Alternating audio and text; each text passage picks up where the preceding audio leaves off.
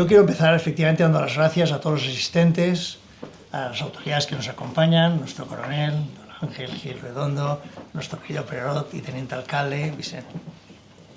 Y también a nuestros anfitriones, a la Fundación Caja Castellón, a quien le agradezco mucho a su presidente, Joan Serafí Bernat, y a su gerente, Leopoldo Monfort, pues todas las atenciones y habernos prestado en una manifestación más de su cariño hacia la cofradía y en definitiva hacia la Mare de Déu, pues no solamente esta sala, sino también, en fin, todas las ayudas que nos hacen a lo largo de este programa que hacemos. Como no, agradecer a Luis, el conferenciante, y sobre todo a su mujer. Gracias, Miriam Huerta, que estoy seguro que le has estimulado, le has empujado a escribir venciendo esa natural pereza y el reto del folio blanco que cuando uno escribe se encuentra. Naturalmente, quiero dar especialmente las gracias a mis compañeros en la Junta de Gobierno de la Real Cofradía la Mare de Lledó y a la Junta del Centenario por organizar este acto dentro de los actos conmemorativos del centenario de la coronación de nuestra Mare, de nuestra Mareta. Es un programa lleno de actividades, supongo que ustedes lo conocen, y como expuesto al público pues tendrá de todo. A gente le gustará más, menos, pero lo que nadie nos podrá criticar de Jesús es la tremenda devoción con la que lo hemos hecho y la tremenda alegría de poder compartir entre todo Castellón pues la devoción a nuestra patrona. Y esa alegría es la que tengo yo ahora presentando este acto con tantísima gente.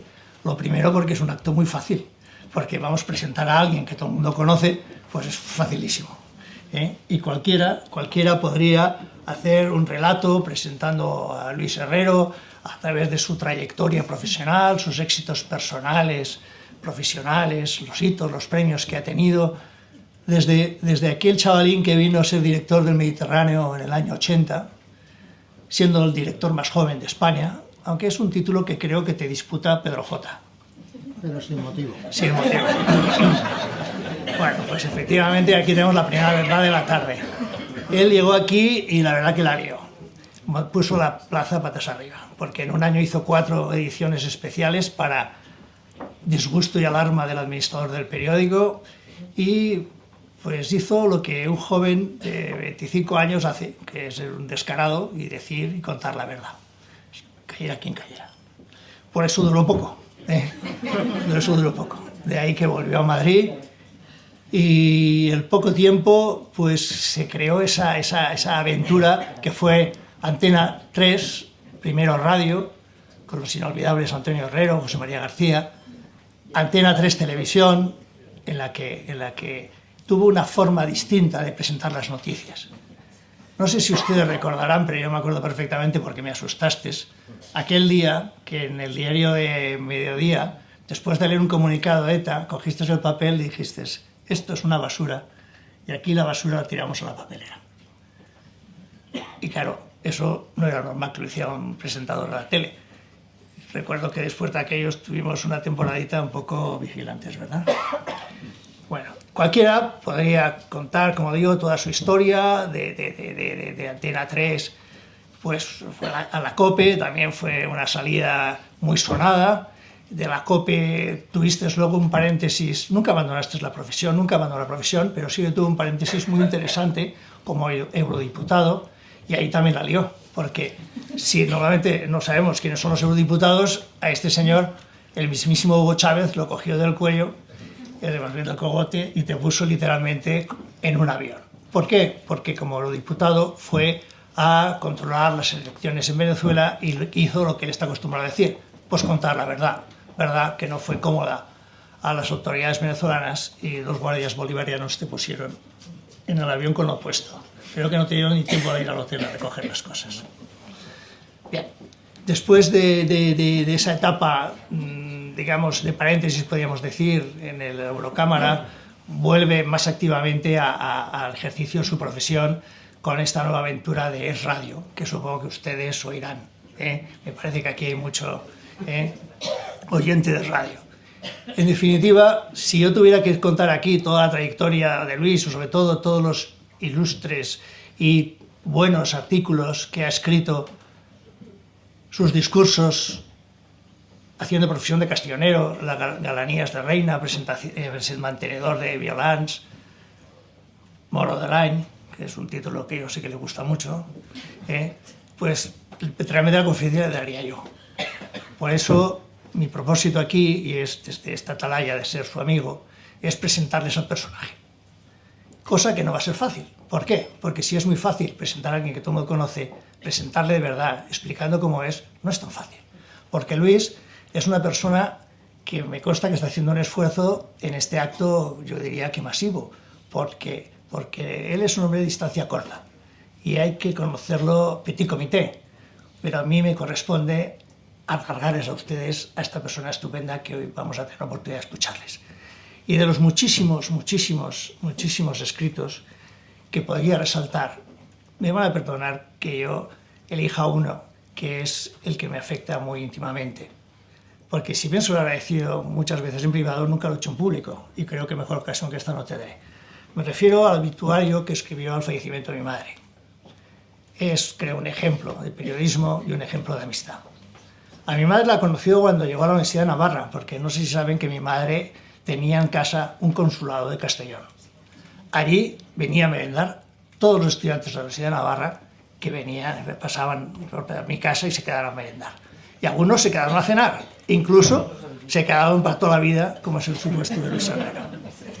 Bueno, tampoco quiero hacer yo aquí un alarde de amistad ni contar todas las anécdotas que unen como cualquiera de ustedes con sus amigos. Para eso, Lidón, nuestra Piru, podría escribir un libro, ¿verdad, Luis? Yo me ciño a lo que pretendía, que es presentarles al personaje. Y creo que la mejor forma de hacerlo es como lo recuerda el Evangelio de San Mateo: por sus obras le conoceréis. Y efectivamente, Luis ha escrito 8 libros. Y creo que en todos ellos tiene algo de impronta de sí mismo. Y si los vemos, podríamos deducir quién es. El primero en el tiempo que escribió fue uno de Mario Conde, El ángel caído. Mario Conde, recuerden la circunstancia, el golpe que supuso la caída del quien iba a ser presidente del gobierno, incluso se hablaba de más altas magistraturas.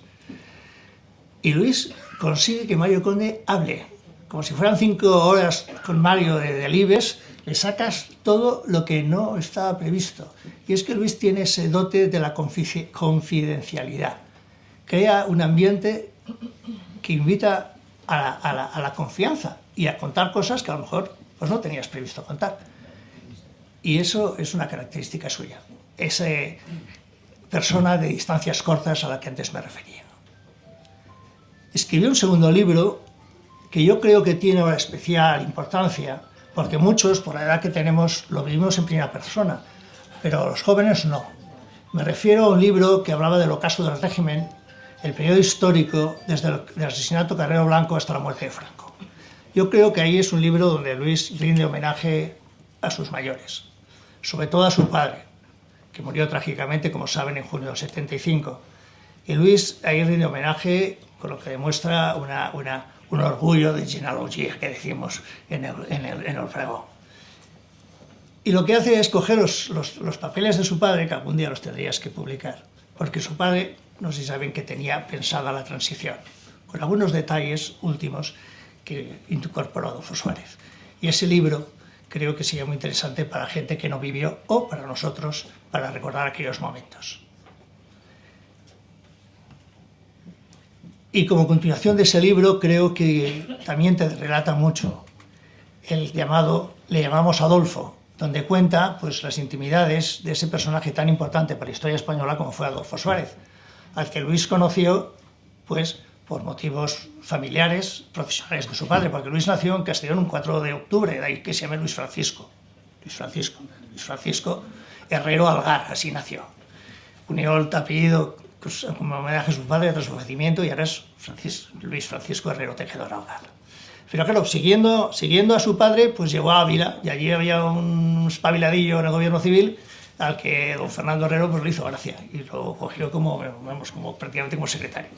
Era Adolfo Suárez con esa personalidad fascinante que cautivó la amistad de un niño y que la conservó hasta el final. Y a propósito de sus 75 años, pues Luis le escribió, le llamamos Adolfo, que les aconsejo, porque también verán que se acuerda de lo bueno. Es objetivo, pero es una persona positiva, que sobre las dificultades siempre antepone la esperanza y la voluntad de resolver las cosas. Pero como es un romántico y encima un teatrero, pues la novela no podía tardar. Y la primera, como no, fue negra, El tercer disparo. Ahí pues una trama de imaginación calenturienta, podríamos decir, lo cual demuestra que es un tipo que, aunque parece que sea muy serio, pues en el fondo es un tipo muy divertido. Escribe El tercer disparo y luego Los días entre la vida y la muerte, que yo creo que lo escribiste exclusivamente para poner una trama en un ambiente que te enamora, como es Benicassim, como es el mar, como es el que añoras cada día en tus programas, lo cual ahí tenemos El Castionero. Ahí sale El Castionero de una historia que, insisto, no tenía más motivo que explicar dónde se desarrollaba. Tiene una novela, yo creo que la de mayor éxito, porque no es una novela realmente, es una historia novelada, porque conociéndote yo sé que la mayor parte es verdad y es real. Lo que ocurre es que como recurso literario pues utilizaste pues ciertas ficciones con tinte de novela. Pero yo lo diría que es un libro autobiográfico y es dejé de pronunciar tu nombre, que es la biografía de Carmen Díaz de Rivera, que en cierto modo también está vinculada con Castellón, porque claro, la historia, si no la saben, pues tampoco se la destripo, pero tiene que ver con Serrano Suñer, que es un personaje también de la historia de Castellón. Y la última novela que ha escrito, de momento, que espero que escriba más, porque además les cuento un secreto, a mí me gusta salir en sus novelas, están así que me citan casi todas sus novelas, me pone como si fuera yo, cuando se le acaba la imaginación, pues me saca a mí en el novela, como, en fin, un poco forzado a veces el argumento, pero yo te agradezco ser por lo menos un personaje de novela. La última no es más que, no es una novela, es un guión de cine, que además se lo proporcionó su amigo Garci.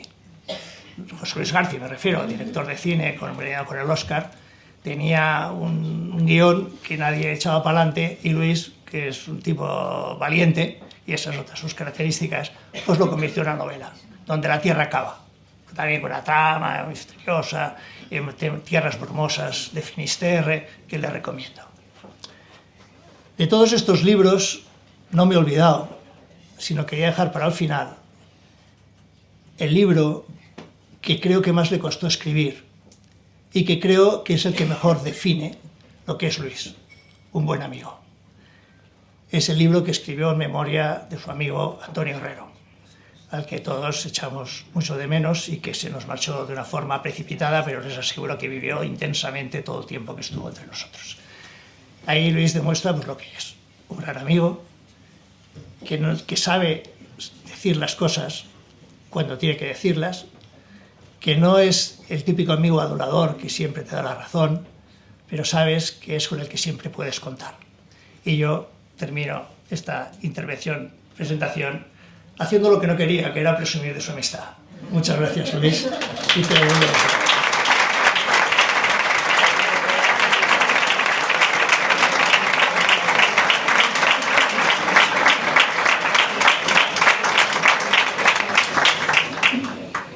Bueno, muy buenas noches a todos, a los paisanos, a los amigos que veo entre el público y también a los valerosos y a los temerarios asistentes a este entrañable acto. Cuando Ernesto me pidió que compareciera esta noche ante vosotros, le dije inmediatamente que sí por tres razones distintas. La primera porque no sé decirle que no a un amigo tan bueno como él, mi amigo del alma, quedado claro en esa presentación. La segunda porque la comparecencia era ante vosotros, que encarnáis la para mí preciosísima condición de castelloneros de forma tan principal. Y la tercera, porque este acto forma parte del catálogo de celebraciones del primer centenario de la coronación de la Mare de Déu del Lledó. Así que unir estos tres elementos, amistad, castellonarismo y devoción a nuestra patrona, y entenderéis que no podía quitarme del medio por mucho, os lo confieso, que esa fuera mi primera inclinación. Con la edad voy soportando regular los largos parlamentos, Ernesto, las cosas como son. Cuando empecé a trabajar en televisión, hace ya de esos varias asociaciones, como acaba de recordar el propio Ernesto, me explicaron que un ser humano convencional difícilmente mantiene la atención más de 2 minutos seguidos ante el monólogo de una sola persona. Por eso Si os fijáis, el ritmo de las noticias televisivas es tan dinámico, no duran nunca más de 90 segundos y siempre incluyen testimonios que interrumpen el discurso del narrador.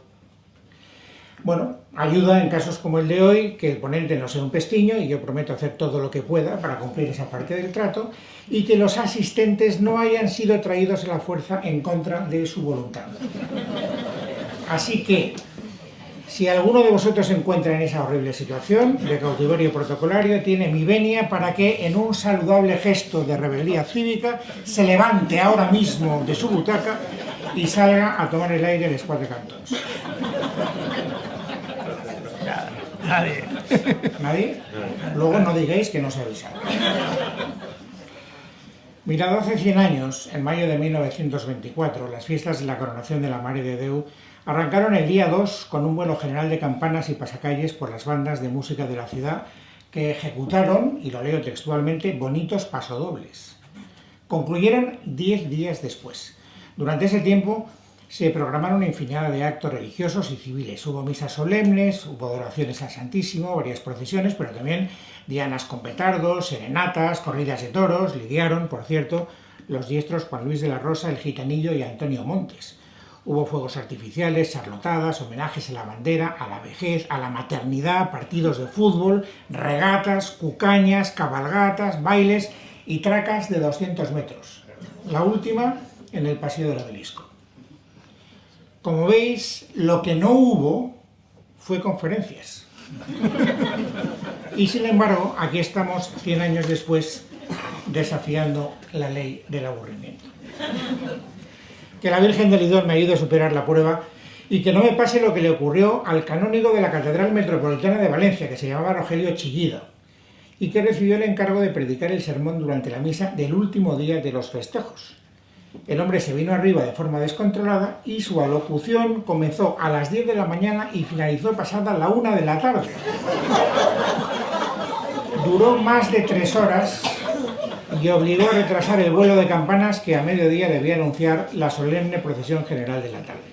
La concurrencia, como es lógico, acabó exhausta, porque si hay algo que Castellón no lleva bien, y ya entro en materia, es el aburrimiento. Si os fijáis, todos los festejos de hace 100 años fueron actividades populares al aire libre.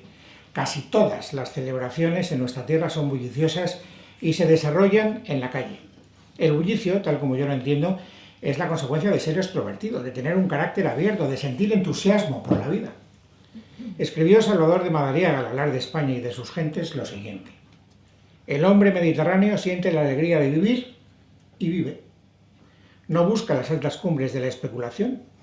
Ve los espectáculos naturales precisamente como espectáculos, no como símbolos de más alta significación, sino meramente como objetos cuya forma y color son para él suficientemente atractivos. Aquí, la belleza abunda tanto en la superficie de las cosas que los hombres se olvidan de cómo buscarla en lo hondo. Cualquiera es un artista, cualquier cosa es una obra de arte. Fin de la cita. Bueno, pues si él tiene razón, no necesitamos, por lo tanto, buscar la perfección espiritual renunciando a lo mundano. No somos ascetas, ¿para qué nos vamos a engañar? Para encontrar la palpitación de la vida nos basta con salir a la calle y mirar a nuestro alrededor, porque la vida está en todo lo que tenemos cerca. Yo también creo, como Madariaga, que somos así, pero no todos nos perciben del mismo modo.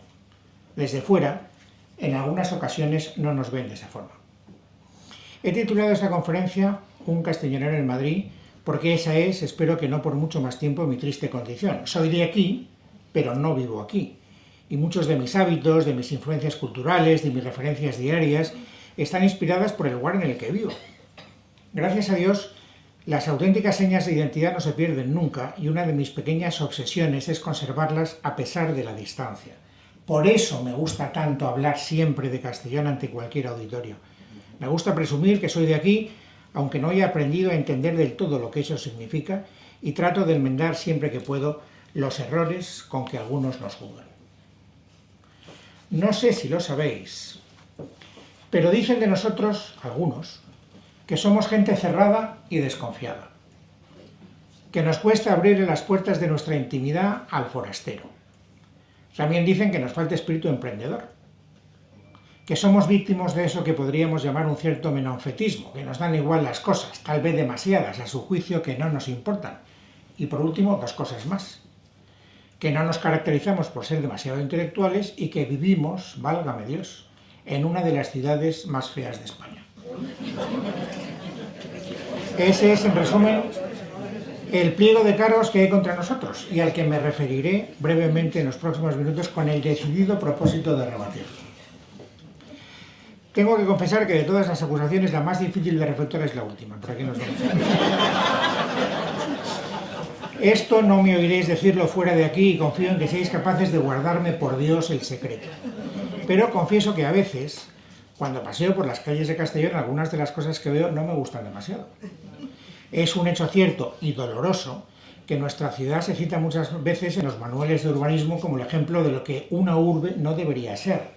Vive de espaldas al mar, tiene las calles angostas, sus edificios son estrechos, de estilos heterogéneos, carentes de personalidad y de alturas desproporcionadas. Lo peor es que algo de razón tienen esos manuales y nosotros reconozcámoslo.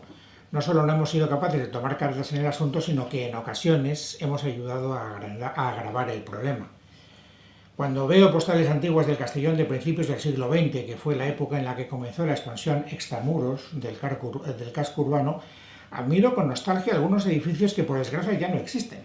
Lo comentábamos mientras veníamos: el Mercantil, el Banco Central, la Caja de Ahorros, la Pérgola y tantos otros que en su día contribuyeron a dignificar notablemente el aspecto de la ciudad. Yo no soy capaz de entender que fueran sustituidos por edificios eclécticos, sin alma, ante la desidia de las autoridades municipales, entre las cuales, por cierto, y para más inri, se encontraban algunos de mis ancestros. Desde luego no tuvieron buen ojo. Y menos mal que algunos se salvaron en extremis cuando ya estaban casi desahuciados, como el Teatro Principal, una parte de la fachada modernista de la Plaza de la Independencia, la Casa dels Caragols, porque el desastre aún podría haber sido mucho mayor. Os contaré, o os recordaré, porque tal vez lo sepáis, como anécdota, que hasta hace poco la Plaza de María Agustina era la única glorieta de circunvalación giratoria en la que el tráfico iba al contrario que en el resto de toda Europa. En su día, el giro natural de los caminos que confluían en la plaza era el de las agujas del reloj, y en Castellón, en un rasgo de originalidad, decidimos respetar ese sentido cuando comenzó el tráfico automovilístico. Y bueno, pues tal vez ahí esté la propensión o la explicación a nuestra propensión a ir por libre. La predilección por lo individual frente a lo colectivo, es decir, el fundamento de nuestras raíces liberales. Ahí tal vez, insisto, puede estar la razón que justifique, al menos en parte, la anarquía constructiva de la ciudad. Desde luego que nuestra ascendencia es liberal no admite muchas dudas. Fijaos, ya que he citado hace un instante la Plaza de María Agustina, no sé si conocéis el origen de su nombre. María Agustina era una esclava negra liberada que trabajó como sirviente en la casa de la condesa de Pestagua, y que Castellón supiera admirar las virtudes morales de aquella mujer y que decidiéramos darle su nombre a ese emplazamiento tan característico, dice mucho más de nosotros, creo yo, que nuestro sentido de la orientación vial o nuestro gusto estético por el aspecto de las edificaciones. Otro argumento exculpatorio podría ser que la belleza no solo es una cuestión externa. Algunas de las personas que critican la fealdad urbana de Castellón acabaron trabajando aquí por capricho del destino, y de ellas muy pocas abandonaron voluntariamente esta ciudad. Quien viene aquí, por regla general, se queda si puede, y no hay duda de que eso habla muy bien del conjunto, de lo material y de lo espiritual, de las cosas de aquí y de las personas de aquí, de nuestra manera de ser y de nuestra manera de vivir. No en vano somos, no lo olvidemos, la mejor terreta del mundo. A veces, como con las personas, sucede como con las casas. Pueden parecer poco hospitalarias por fuera, lóbregas, destempladas, a ojos del viajero, y sin embargo, ser confortables y acogedoras para quienes las miran por dentro. Hace un rato os decía que algunas personas piensan de nosotros que somos gente cerrada y desconfiada, que nos cuesta abrirle las puertas de nuestra intimidad al forastero. Y es posible que en ocasiones proyectemos esa imagen, pero no conozco a nadie que después de haber sido capaz de ganarse nuestra confianza nos haya podido echar en cara falta de lealtad o una conducta poco hospitalaria. Castellón es, sin duda, lo sabéis mejor que yo, una tierra de acogida. Solo un dato que está todos los días en los periódicos: el 7% de sus habitantes son personas que vinieron de la Europa del Este en busca de una vida mejor y se quedaron aquí para siempre. Ninguna otra capital de provincia en España tiene un porcentaje de inmigrantes tan alto. Y ahora os diré cuál de todas las acusaciones injustas que padecemos es la que a mí más me subleva. No hay nada que lleve peor, cuando oigo hablar de Castellón y de sus gentes a un puñado de ignorantes capitalinos, que el hecho de que nos consideren los parientes pobres de la Comunidad Valenciana. Geográfica y humanamente somos los grandes desconocidos. Por eso tienden a caricaturizarnos como si fuéramos los aldeanos de la tribu. Algunos piensan que no somos mucho más que un pueblo de marineros y agricultores sin demasiado espíritu emprendedor y con escasa personalidad propia. Pero eso, les digo, no es verdad en absoluto. Para empezar, es tanta la personalidad orográfica de la provincia que solo hay una más montañosa que la nuestra, Cantabria. Y ninguna con la hora más precisa, porque a nosotros, a los demás no, nos atraviesa el meridiano de Greenwich, que se fastidia. Bromas aparte, la pujanza de la actividad económica y empresarial de esta tierra es de tal magnitud que Castellón, siendo la 25ª capital de provincia por número de población, ocupa el lugar 14º de un total de 52 en el ranking de renta per cápita. Y por si fuera poco, algunas de las compañías multinacionales con más presencia en el mundo entero llevan nuestro estandarte. Siendo eso así, y por alguna extraña razón, hay veces que la mala fama nos precede. Os contaré algo que sucedió hace unos años. Un buen día sonó el teléfono de mi casa. Era José Luis Jimeno, en aquel entonces alcalde de Castellón, y estaba indignado por unas supuestas declaraciones que acababa de hacer Camilo José Cela. Alguien puso en su boca que el lugar de España donde peor había comido en toda su vida de viajero literario era Castellón. José Luis Jimeno me urgió para que le llamara por teléfono y le invitara a pasar unos días entre nosotros. Quería darle la oportunidad de comprobar por sí mismo hasta qué punto estaba equivocado. Le llamé, en efecto, pero él declinó la invitación argumentando que no teníamos que convencerle de lo que ya estaba previamente convencido. Me dijo que nunca había dicho tal cosa. Se me atribuyen muchas cosas, me aclaró, que nunca he hecho o dicho. Y es una pena, añadió a continuación, porque algunas son graciosísimas. Le pedí que me contara alguna y me dijo: me atribuyen, por ejemplo, que interrumpí en el Senado con una sonora ventosidad un discurso de José María Xirinacs, pero es mentira. Primero, porque para interrumpir un discurso cualquiera en el Senado, sea cura o no sea cura, haría falta un elefante, no un gallego. Y segundo, porque eso jamás lo hubiera hecho, Dios me libre. Yo soy, como todos los españoles, pedorro domiciliario, pero no pedorro transeúnte. La lástima es que su desmentido apenas tuvo difusión y algunos incautos todavía siguen creyendo que aquí se come fatal. También fue tristemente célebre, por hacer alusión a otra campaña denigratoria reciente, la que se desató en contra del aeropuerto de Castellón, cuando él estaba recién inaugurado. En muchas tertulias de radio y televisión se ponía su construcción como ejemplo de la España del despilfarro. El aeropuerto sin aviones, se repetía machaconamente una y otra vez. El sin Dios de la corrupción y del despropósito. Recuerdo haber forcejeado muchas veces en contra de esas flatus vocis que pusieron en circulación como estúpidos papagayos quienes buscaban el modo de provocar a nuestra costa una sonrisa facilona en el espectador. No había aviones, es verdad, pero porque se inauguró a destiempo, antes de recibir los permisos para estar operativo. Una vez que se regularizó el trámite administrativo, la actividad del tráfico aéreo dejó las cosas en su sitio. Enseguida se situó en la zona media de los aeropuertos con más vuelos de todo el país. Fue de hecho el aeropuerto con más crecimiento de pasajeros en 2022 y se calcula que el año que viene podría llegar a pasar por sus instalaciones 500.000 de usuarios. Sin embargo, por desgracia, estos datos no han podido borrar el rastro de la caricatura chusca que le hizo famoso en toda España. Pero bueno, no he venido aquí para hacer apologías extrañas, ni de los aeroplanos, ni de las viandas autóctonas, aunque tampoco estaría de más que lo hiciera, si lo reconocéis. Probablemente Camilo José Cela no probó jamás, para su desgracia, ni la coca de tomate, ni la coca malfeta, ni las rosquilletas, ni la longaniza de Pascua, ni los chimos, ni las papas García, ni tantos otros bocados que los madrileños desconocen por completo y que constituyen una seña de identidad de nuestra idiosincrasia culinaria. En fin, yo comprendo que hoy de la seña de identidad de la que nos toca hablar es de otra todavía más importante. Esa que da sentido a este acto y a tantos otros que se celebrarán estos días. Y me refiero, claro está, ya lo sabéis, a nuestra excelsa patrona. Y creedme, no hay cosa más difícil. Decía San Bernardo de Claraval, un hombre que iluminó todo el siglo XII, probablemente el santo que más y mejor ha escrito sobre Santa María: no hay cosa que más me alegre que hablar de la Virgen y alabarla. Y a la vez no hay nada que más me atemorice ni me cause mayor turbación, porque conozco mi torpeza. Bueno, pues si eso le pasaba a San Bernardo, imaginaos cómo me siento yo en este momento.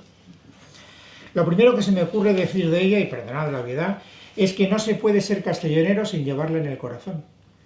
Y para eso, lo sabéis muy bien, no hace falta ser excesivamente religioso.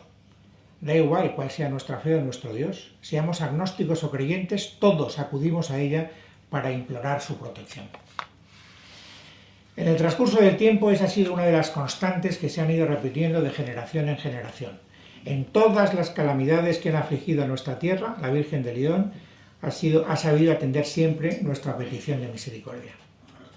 Desde la horrible peste de 1648 hasta nuestros días hemos acudido a ella para que nos protegiera de la sequía, de las epidemias, de la hambruna o de la guerra, y nunca nos ha fallado.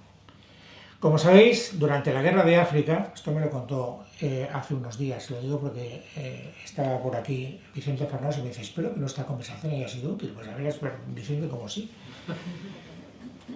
Como sabéis, en la guerra de África había muchos castellaneses movilizados en el regimiento de Tetuán. El 7 de mayo de 1922, durante todo el día, 16 mujeres establecieron turnos de vela delante de la imagen de la Virgen para pedirle que les protegiera.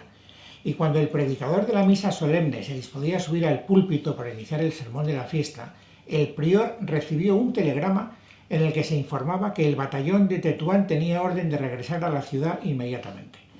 Las muestras de júbilo en el interior de la basílica fueron naturalmente indescriptibles.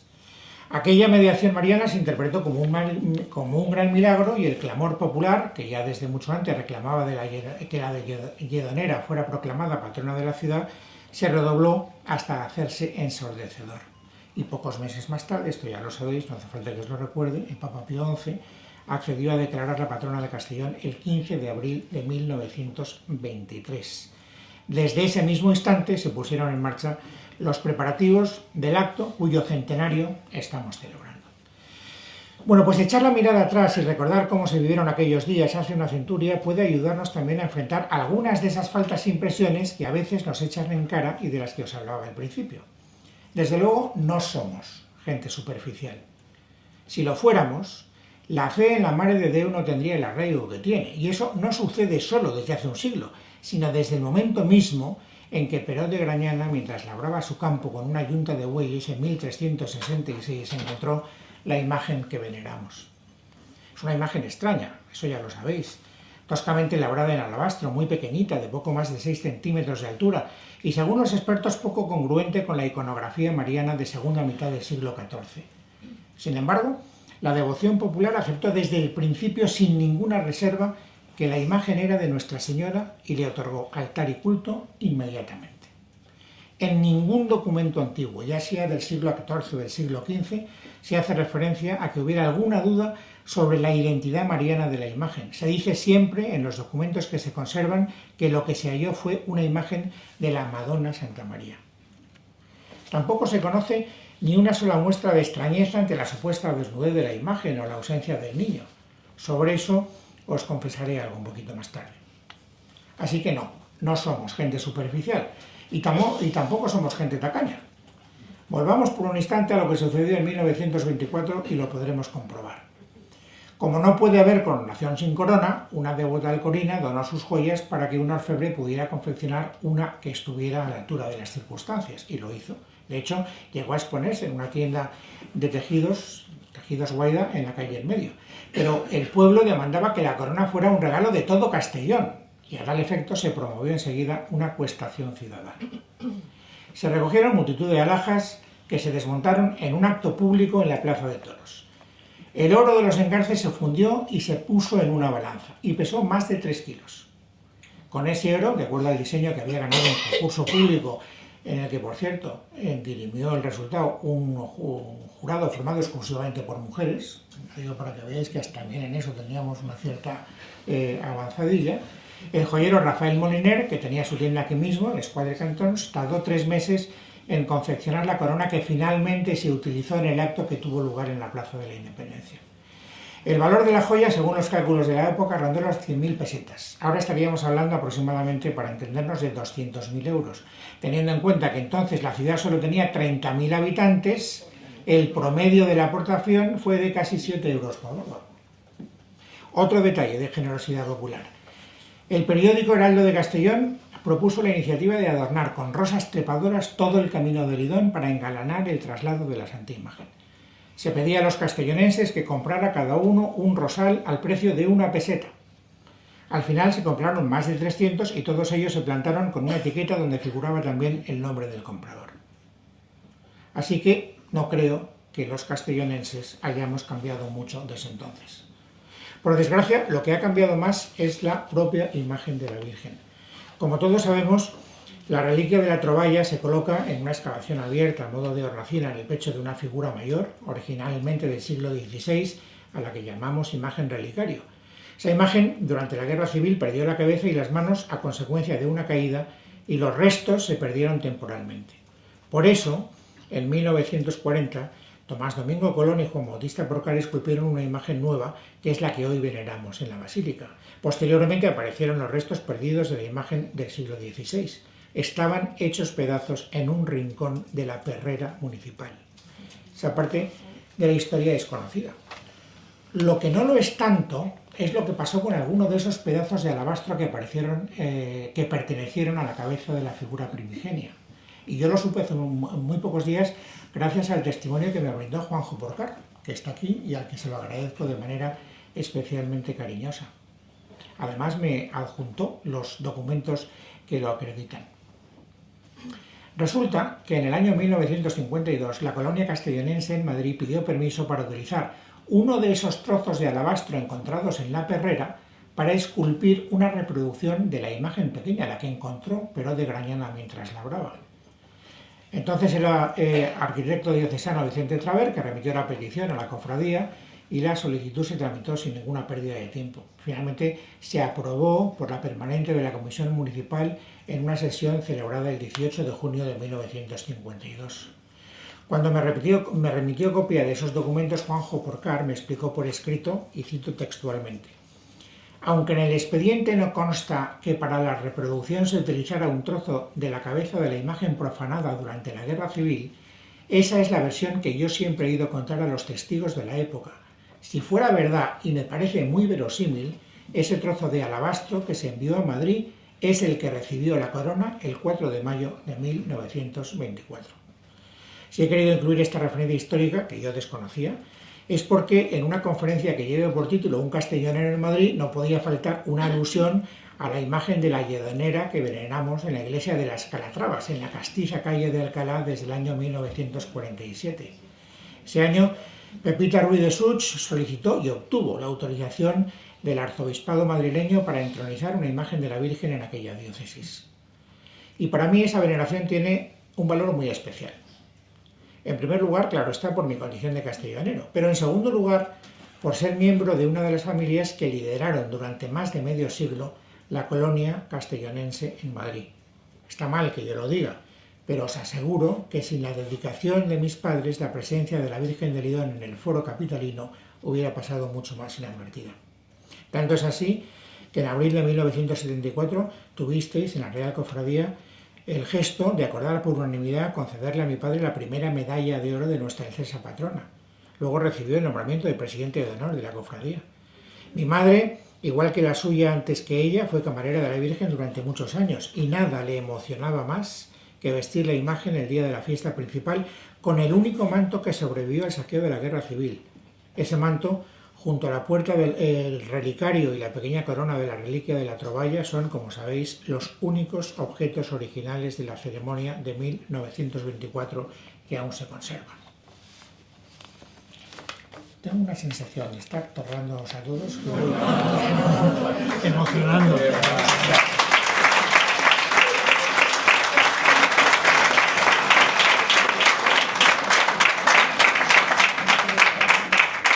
La culpa la tiene él y tengo varios testigos que lo acreditan. En estos 40 minutos no lo soporta ni San Blas. Al final me aplaudirá nadie. Tiene que durar como una lección. Claro, chicos, Yo, que cuando voy a misa, el cura se enrolla más de 7 minutos, ya le enseño el reloj. Bueno, fijémonos durante unos instantes en la historia. Columnas de antepasados nuestros con oraciones desplegadas como banderas salieron al camino de Lidón cada vez que la peste, o la fiebre, o la sequía, o el paludismo, o la escasez vinieron a proyectar sobre nosotros la sombra de la cruz. Bueno, pues el paso de los siglos no ha difuminado esa escena.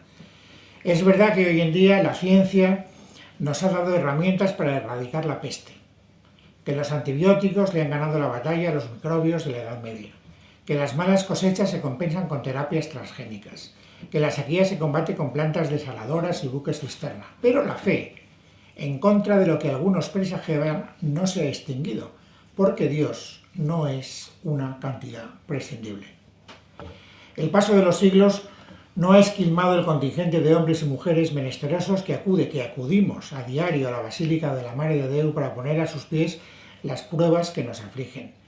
Le pedimos que nos ayude a superar pruebas de mayor cuantía, ya sean enfermedades, penurias económicas, desavenencias familiares o cualquier otra desgracia de la naturaleza equivalente, y también que nos eche una mano en las preocupaciones menudas. ¿Quién no ha ido alguna vez al santuario y ha leído súplicas parecidas a estas? Virgencita, haz que apruebe las matemáticas. Virgencita, si no me suspenden en geografía te ofrezco un sitio. Si encuentro los pendientes que perdí el otro día, renuncio a tomar postre el resto de la semana.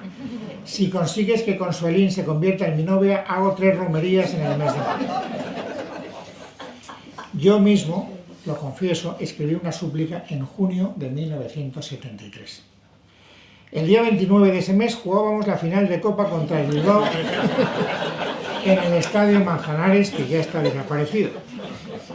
Y aunque sé que el cielo es imparcial en cuestiones deportivas, un sacerdote vasco amigo de mi familia, don Ángel García de Ronsoro, nos había contado que el Athletic tenía algo parecido a un párroco propio y que antes de cada partido obligaba a la plantilla a rezar a un Padre Nuestro.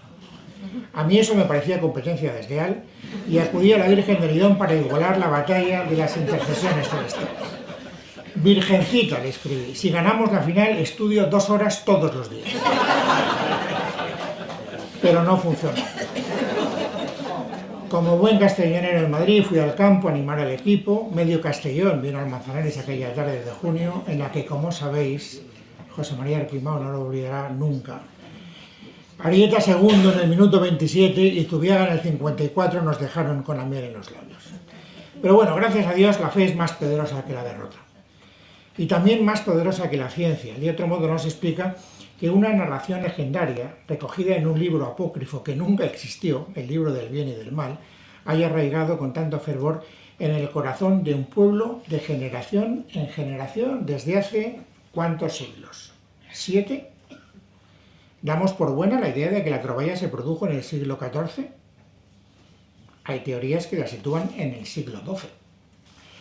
Louis Revest, en 1924, publicó unos interesantes documentos del año 1379, donde se explica que la iglesia donde se guardaba la imagen de la Virgen de Lledó, como allí es nombrada, resultaba pequeña para la gran afluencia de fieles que la frecuentaban.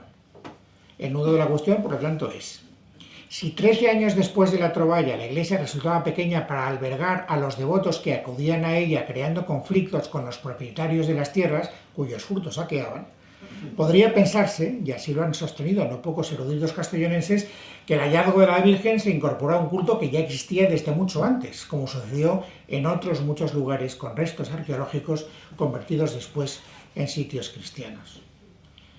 Josep Miquel Francés, después de hacerse eco de esa investigación de Louis Revest, concluye en su gran libro Historia de la Basílica de Lledó.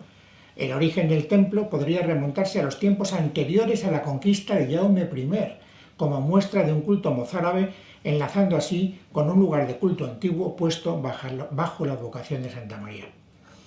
Desde luego, es un hecho probado que el santuario se alza sobre sustratos culturales muy antiguos. En el año 62, los servicios arqueológicos de la Diputación realizaron una campaña de excavaciones en la explanada de la Basílica y, como relata muy bien el propio Josep Miquel Francés en su libro, allí aparecieron muchos restos de cerámica de origen romano y musulmán. Bueno, yo no sé a vosotros, pero a mí esa idea de que un culto antiguo que sirviera para cristianizar ritos anteriores fuera lo que ocurrió en nuestro Castellón, no solo no me incomoda, sino que de alguna forma me reconforta, porque yo mismo soy muchas veces un adorador insensato de dioses paganos y necesito que esas falsas divinidades a las que rindo culto sean cristianizadas por la intercesión de la Virgen. Lo importante, tal como yo lo veo, no es que algunos antepasados nuestros vieran en la pequeña figura de alabastro la representación de una diosa madre de la cultura mesopotámica, sino que la Virgen haya querido convertir ese pequeño trozo de piedra en el trozo de su realeza. Como os decía antes, la devoción popular aceptó desde el principio sin reservas que la imagen era de Nuestra Señora. La fe, insisto, es más poderosa que la ciencia y se impone al misterio. Hay muchas cosas del origen de nuestra patrona que no sabemos a ciencia cierta. No sabemos cuál es el origen cronológico de la Santa Reliquia, no sabemos cómo llegó a esta tierra y tampoco estamos seguros del origen de su nombre. Lo más probable, sin duda, es que provenga del topónimo Lledó, Lledoner, Almez, un árbol que era ya muy abundante en la plana en tiempos de Jaime I, según hace constar él mismo en la crónica que refiere el asedio de Burriana. La tradición nos cuenta, esto lo sabéis mucho mejor que yo, que al lado del campo donde araba Pero de Grañana, en el momento de la troballa había un Lledoner. De ahí el nombre de la advocación mariana. Pero, ¿y si el origen del nombre no tuviera un carácter botánico, sino orográfico? Hay quien sostiene, como el profesor medievalista Sánchez Adel, que puede provenir del término lugdunum, lodón, de ahí Lledó. Lodón significa colina, en este caso sería la colina de Lug, la deidad más significativa del mundo céltico. ¿Veis? Otra vez aparece la Virgen dispuesta a reinar sobre las creencias de todos aquellos que hayan querido implorar, no importa en qué tiempo ni en qué templo, la intercesión del cielo. No sé si sois conscientes de ello, pero lo cierto es que la imagen que veneramos como la Mare de Déu de Lledó es la más antigua en el mundo entero de cuantas representan la figura de María. No se conserva ninguna anterior en ningún otro lugar del planeta. Las directrices que emanaron del Concilio de Trento y de los dictados de la Contrarreforma ordenaron en su día sepultar piadosamente aquellas imágenes que repugnaron la sensibilidad de las gentes al honor debido a la Madre de Dios, así que muchas se perdieron. De hecho, se perdieron todas menos una, todas menos la nuestra. Ni Trento ni la Contrarreforma consiguieron desterrar del altar mayor de su santuario a la imagen que hace un siglo coronamos como a nuestra patrona. Por eso es Castellón uno de los centros del universo. Si lo miramos bien, es la propia Mare de Déu quien nos ayuda a reconocernos tal como somos. No somos los hermanos pobres de nadie. Somos uno de los centros del universo. No importa demasiado cómo nos vean desde fuera aquellos que no nos conocen. La Virgen de Lledó siempre sale en nuestra defensa. Se aparece a Pero de Grañana cuando trabajaba porque somos un pueblo trabajador. Se hace reconocer a pesar de su extraña apariencia porque somos un pueblo de fe. Pide que levantemos su santuario sobre vestigios de culturas anteriores porque somos un pueblo de acogida. Y luce la corona que sufragamos los ciudadanos de a pie porque somos un pueblo generoso. Y esa generosidad también se ha puesto de manifiesto aquí mismo esta misma tarde. Gracias por tener la gentileza de compartir conmigo este rato tan estrechamente vinculado a mis afectos más personales. Ante la Mare de Déu de Lledó hice mi primera comunión hace 62 años. Ella fue medianera del amor que me une a mi familia y en el anverso de sendas estampas ilustradas con su imagen se recuerda la muerte de mis padres, que me enseñaron, con palabras justas y ejemplo sobreabundante, a enraizar en mi corazón el cariño a mi tierra, a mi gente y a mi patrona. Así que permitidme un último recuerdo hacia ellos. Fernando Herrero Tejedor y Joaquín Algar Forcada amaron a esta tierra con tanta hondura que no necesitaban credenciales que se lo reconocieran. Era una relación íntima entre ellos y su raíz, entre sus sentimientos y su patria verdadera. No hay para mí un símbolo más perfecto de unión entre la sangre que corre por mis venas y la tierra donde nací que la tumba del cementerio de Castellón donde reposan los restos de mi padre y de mi hermano mayor. Yo también aspiro a que esa misma porción de tierra recubra algún día mi humilde calavera, para que al resucitar mis ojos abracen para siempre nada más despertarse la belleza de este paisaje. Antes he dicho que no produjo ninguna extrañeza el hecho rarísimo de la aparición de una imagen de la Madre de Dios sin el niño en su regazo. No era nada frecuente en la iconografía religiosa del siglo XIV. Y os confieso que esa circunstancia me ha permitido pensar muchas veces que al estar la Virgen sin su hijo podía ser yo quien se acomodara entre sus amorosos brazos de madre. No se me ocurre, de verdad, un lugar más seguro. Explicaba con sencillez Melchor de Cetina, un escritor español del siglo XVII. Suelen los niños, cuando les sucede alguna cosa adversa, acudir con lastimosos gemidos a valerse de su madre, abrazándose a ella y apretándole el cuello. Pues si en la inocencia hemos de ser como niños, parezcámonos también a los niños en esto, que cuando nos veamos oprimidos por nuestros enemigos y apretados por las tentaciones, bañados en lágrimas, acudamos a esta Madre de Misericordia y abracémonos a su cuello. Así estaremos en puerto seguro. No es muy distinta, si lo miráis bien, esta idea de Melchor de Cetina a la que figuran algunas estrofas de los gozos a la Virgen de Lidón. Con ellas quiero terminar mis palabras. En cualquier tribulación que en este mundo tengamos, vuestro favor imploramos, Virgen Santa de Lidón. Los milagros que aquí obráis no los comprende el guarismo, y las fieras del abismo con vuestra sombra aterráis. Y pues de Dios el perdón por vuestro medio alcanzamos, vuestro favor imploramos, Virgen Santa de Lidón. Que ella os guarde a todos, se lo imploro de todo corazón. El tostón ha terminado. Buenas noches y muchas gracias.